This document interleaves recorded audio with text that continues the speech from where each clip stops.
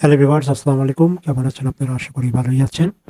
আজকে আপনাদের সামনে একটা সুন্দর একটি ভিডিও নিয়ে আসছি।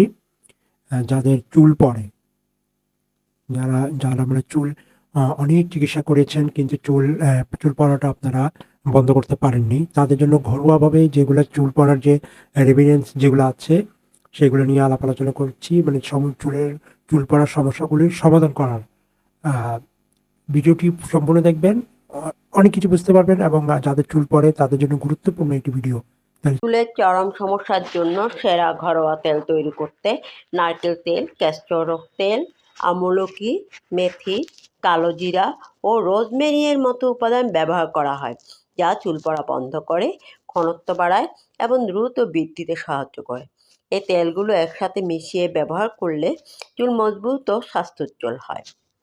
বেজ অয়েল: নারকেল তেল, ক্যাস্টর অয়েল, সরিষার তেল, আমলকি গুঁড়া, মেথি দানা, কালোজিরা, রোজমেরি, অ্যালোভেরা জেল, পেঁয়াজের রস।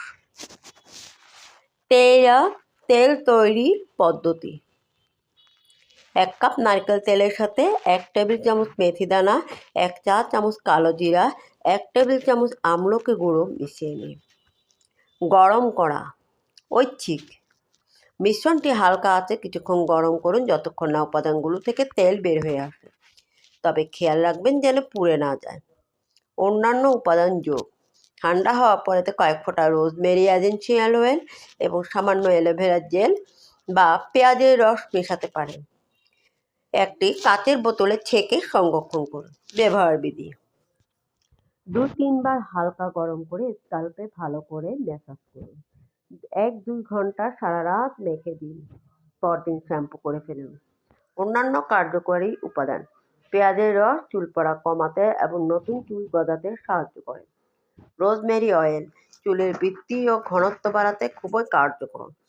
আমলকি ও শিকাকাই চুলের গোড়া মজবুত করে, খুশকি দূর করে।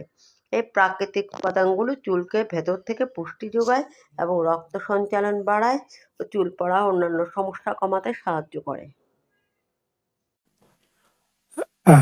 ধন্যবাদ আপনাদেরকে সাথে থাকার জন্য।